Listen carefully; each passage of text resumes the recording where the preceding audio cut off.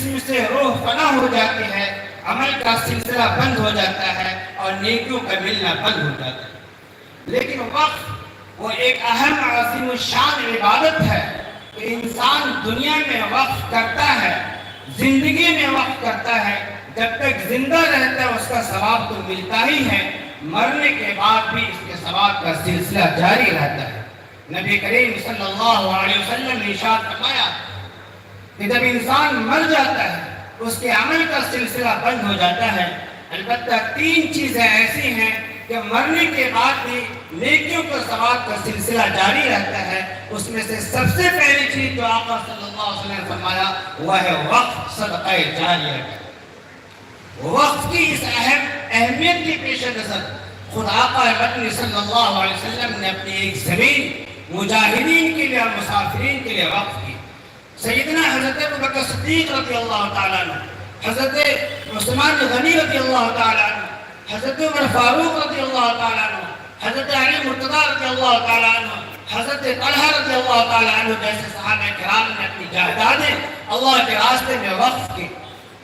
اور یہی نہیں بلکہ سید عائشہ رضی اللہ تعالیٰ عنہ، حضرت فاطمہ رضی اللہ تعالیٰ عنہ، عورتوں نے بھی وقت میں حصہ لیا، بلکہ حضرت جابر رضی اللہ تعالیٰ عنہ فرماتے ہیں میں سمجھتا ہوں کہ انصار اور مہاجرین میں سے کوئی بھی ایسا شخص نہیں جسے اللہ تعالیٰ نے مال و دولت دیا ہو اور اللہ کے راستے میں انہوں نے وقف نہ کیا ہو۔ میرے بھائیوں، وقف و اہم اور عظیم الشان عبادت ہے کہ اس کا سلسلہ روز اول سے جاری ہے۔ یہ ہماری مساجد، ہمارے مدارس، ہمارے مقابر اور یہ ہمارے عبادت خانے وغیرہ جتنے کے جتنے ہیں وہ سب کے سب وقت کی سرزمین پہ قائم ہیں۔ جب انسان وقف کرتا ہے تو وقف کرنے کے بعد وقف کردہ چیز اس کی ملکیت سے نکل کر اللہ تعالیٰ کی ملکیت میں چلی جاتی ہے۔ اب اس کے اوپر اس کا کوئی اختیار نہیں رہتا۔ اب اس کو نہ تو وہ بیچ سکتا ہے، نہ کسی کو دے سکتا ہے، نہ اس میں وراثت جاری ہو سکتی ہے، اور نہ ہی واقف کے منشا کے خلاف اس میں کسی طرح کا خود کیا کر سکتا ہے۔ بدقسمتی یہ ہے کہ موجودہ حکومت وقت کی جائیداد کو چھین کر اپنے منشا کے مطابق اس میں تصرف کرنا چاہتی ہے۔ کیا ہم لوگ اس کے لیے تیار ہیں کہ حکومت ہماری جائیداد کو چھین کر، ہماری مساجد و مدارس و مقابر کو چھین کر اپنے منشا کے مطابق اس میں کوئی تصرف کرے؟ کیا ہم اس کے لیے تیار ہیں اور اس کی اجازت دیں گے؟ نہیں انشاءاللہ۔ جب تک جس میں جان ہے انشاءاللہ حکومت کی خراب منصوبے میں کامیاب نہیں ہونے دیں گے۔ میرے بھائیوں، اس ترمیمی ایکٹ کی حساسیت کو آپ سمجھیے۔ آپ اس کی سمرقند بخارا کے خونی داستان کے مورخ نے لکھا ہے کہ جب سمرقند بخارا یہ وہ مقدس سرزمین ہے جو علم و ادب کی سرزمین کہلاتی ہے، جہاں بڑے بڑے علماء و صلحاء، بڑے بڑے رجال کار افراد، دانشوران نظام پیدا ہو گئے۔ اس سرزمین پر جب کمیونسٹوں کا تسلط ہوا تو سب سے پہلا کام جو انہوں نے کیا، مساجد کے وقت کی حیثیت کو ختم کیا، مدارس کے وقت کی حیثیت کو ختم کیا۔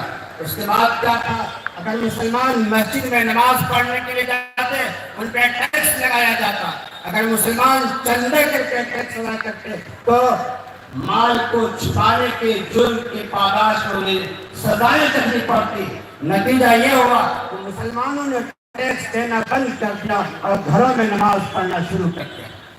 اس کا اثر یہ ہوا کہ کمیونسٹ جب دیکھا کہ مسجدیں خالی پڑی ہوئی ہیں تو مسجد میں جا کر یا تو اسے استبل میں تبدیل کر دیا جاتا، یا پھر اسے جماعت خانوں میں تبدیل کر دیا جاتا، شراب خانوں میں تبدیل کر دیا جاتا، یا پھر اسے شہید کر دیا جاتا تھا۔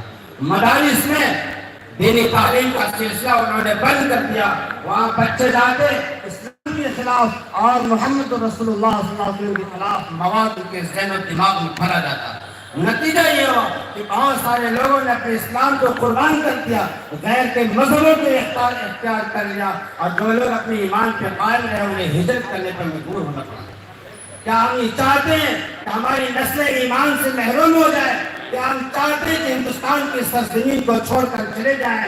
ہم ہرگز اس کو گوارا نہیں کر سکتے۔ تو ہم اس کو گوارا نہیں کر سکتے تو وقت کے تحفظ کے لیے ہمیں ہر طرح کے اس کے لیے